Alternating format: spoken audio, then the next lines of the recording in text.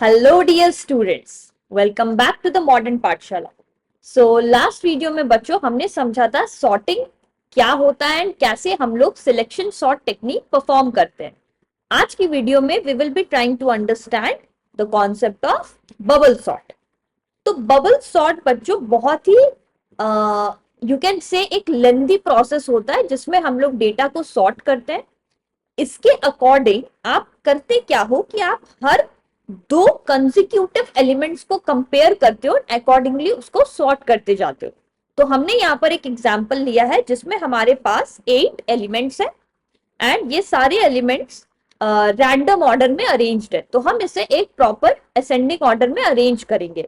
तो according to bubble sort technique आप सबसे पहले first value and second value को कंपेयर करो, जो छोटा है उसे आप स्वैप कर दो। तो मतलब यहां पर हमारे पास आ जाएगा 6 and here we will have 9। Again आप कंपेयर करो 9 and 24, 9 is smaller so no change।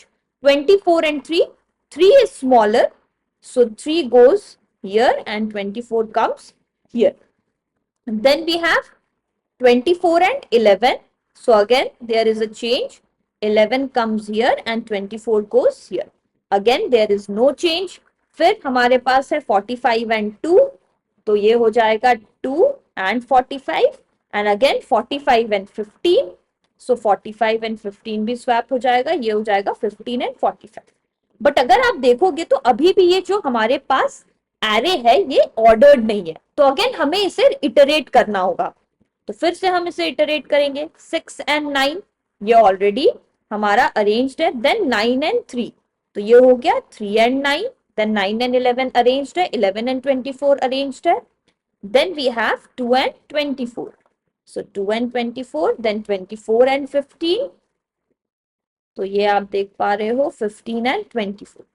अगर आप ध्यान से देखोगे एंड ट्राई करोगे इसे एक पैटर्न की तरह समझने का, तो यू कैन से दैट अगर आप असेंडिंग ऑर्डर में अरेंज करते जा रहे हो तो पीछे से ये larger to smaller, that is कि ये पीछे से सॉर्ट होते जा रहा है।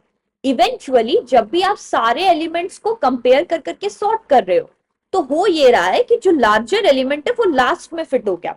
तो आपको अब फिर से इस इटरेशन का जरूरत नहीं है। तो जब आप इसकी कोड लिखते हो ना, तो हमें फर्स्ट में तो हर एक वैल्यू को चेक करना है। तो उसके लिए हम एक आई लूप चलाते हैं जिससे हम हर इंडिविजुअल वैल्यूज को एक्सेस करते हैं। एंड सेकेंड जो हमारा जे लूप चलता है उसमें हम क्या करते हैं, जीरो से लेकर लास्ट तक एलिमेंट नहीं चलाते, हम चलाते हैं लूप फॉर 7 माइनस आई। क्यों? क्योंकि फर्स्ट इटरेशन में आपको पूरे के लिए लूप चलाना है, सेकेंड इटरेशन में लास्ट वाली जो वैल्यू है वो आपकी फिक्स्ड हो गई, वो सॉर्ट हो गई, तो आपको इसके लिए लूप नहीं चलाना है, आपको बस यहां से यहां तक चलाना है।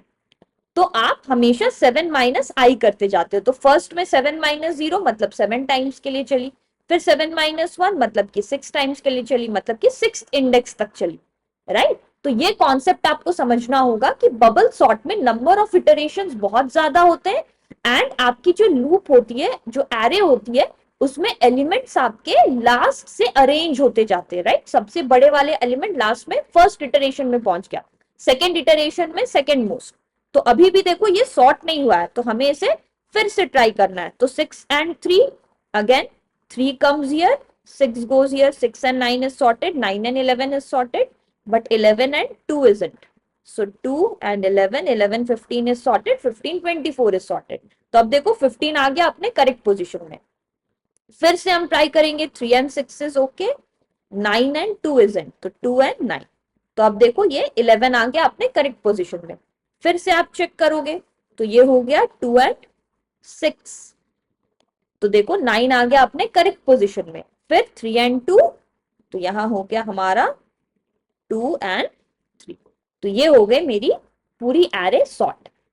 तो बबल सॉर्ट टेक्निक एक्चुअली में उतना यूज नहीं होता है। क्यों? क्योंकि ये बहुत ही टाइम टेकिंग प्रोसेस है, क्योंकि आप हर एक एक एलिमेंट को बार बार कंपेयर कर करके स्वैप करते जा रहे हो। रादर सिलेक्शन सॉर्ट जो है वो ज्यादा बेटर है, क्योंकि आप उसमें एक बार में मिनिमम ढूंढ रहे हो और फिर इंटरचेंज कर जा रहे हो। तो वहां पर आपकी नंबर ऑफ इटरेशंस भी कम हो रही है एंड टाइम टेकिंग भी कम हो जा रहा है।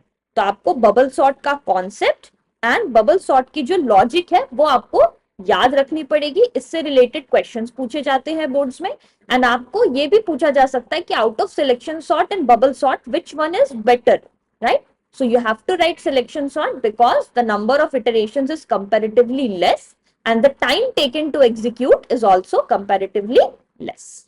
So that's all for today's video. I hope कि आपको bubble sort का concept समझ में आया होगा.